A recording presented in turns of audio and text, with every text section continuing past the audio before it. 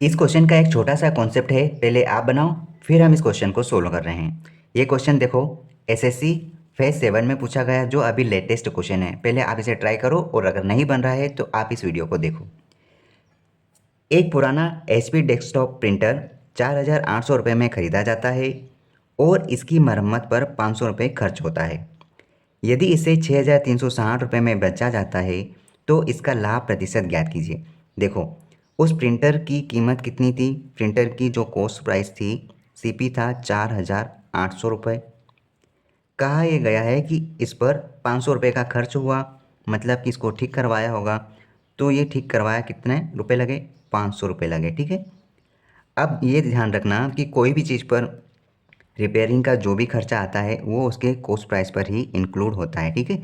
तो हम ये कह सकते हैं कि इसका कॉस्ट प्राइस कितना होगा? 8 5 13 के 3 हासिल का 1 4 और 1 5। हम कह सकते हैं कि उस वस्तु का पूरी तरह से कॉस्ट प्राइस, मतलब वह वस्तु 5,300 रुपये में पड़ गई। जैसे हम कोई गाड़ी या कोई चीज़ खरीदते हैं, उसमें कुछ ठीक करवाते हैं, एसेसरीज डलती है, तो हम कहते हैं कि ये वस्तु मेरे को टोटली इतने रुपये में पड़ गई। तो बस यहाँ पर भी यही खेल है। प्रिंटर को ख़रीदा 500 रुपये का, उस पर मरम्मत करवाई तो उसका पूरी तरह से कॉस्ट प्राइस 5,300 रुपये हुआ। कहा यह जा रहा है कि यदि इसे 6,360 रुपये में बेच दिया, सेलिंग प्राइस 6,360 रुपये में बेच दिया, तो इसका लाभ प्रतिशत बताना है। तो डेफिनेटली हमको ये तो पता चल रहा है कि कम में ख़रीदा और ज़्यादा में बेच दिया, तो हुआ क्या? हुआ तो प्रॉफिट है। लेकिन प्रॉफिट कितने रुपए का हुआ है? आप क्या करोगे? आप इसको घटा दो। तो आप 6,360 में से 5,300 घटाओगे तो आपके पास 60 तो बचेगा ही बचेगा। 3 से 3 कट जाएगा और 1,060 रुपये आपका यहाँ पे प्रॉफिट आ गया। ठीक है। आपको कभी भी इस तरह से नहीं घटाना है। आपको क्या करना है? देखो, 53 से 63 तक जाना है तो 1,000 रुपये तो ये आपको मिल गया मोटा मोटा, और 60 रुपये ऊपर है तो आप इस तरह से इसको घटाओगे। आप ये वाला लेवल कभी यूज़ नहीं करोगे। ठीक। 1,060 रुपये आपका यहाँ प्रॉफिट हुआ है, इसको निकालना है प्रॉफिट के रेशियो में। जो फ़ायदा हुआ है उस फ़ायदे को लिखो, और ये हमेशा फ़ायदा या नुकसान जो भी निकलेगा वो हमेशा कॉस्ट प्राइस पर डिपेंड रहेगा, क्योंकि ये वैल्यू कभी भी नहीं बदलती। ये वैल्यू सिर्फ एक बार ही डिसाइड होती है, मतलब कि ख़रीदा मतलब ख़रीदा। ऐसा तो नहीं कि उस वस्तु को 2 2 3 3 बार ख़रीदा जाएगा, नहीं। एक वस्तु को जो खरीद लिया मतलब खरीद लिया, ख़त्म बात, उसका वैल्यू कभी चेंज नहीं होता।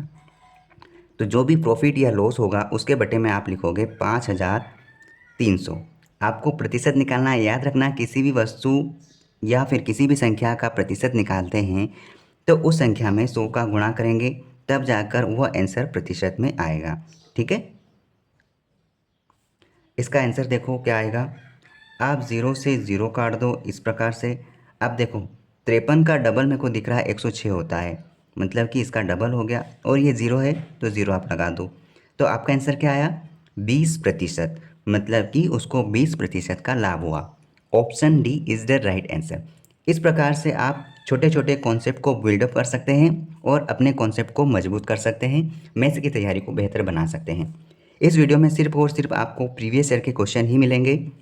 अगर आपको किसी भी क्वेश्चन में डाउट है, क्वेरी है, तो आप इस यूट्यूब चैनल के व्हाट्सएप ग्रुप और टेलीग्राम ग्रुप में जुड़कर अपने क्वेश्चन सेंड कर सकते हैं। आपको उनका रिप्लाई कुछ समय में मिल जाएगा, या फिर आपको वही क्वेश्चन पिक करके या फिर आपको वही क्वेश्चन पिक करके वीडियो के माध्यम से शेयर किया जाएगा। ठीक है। All the best.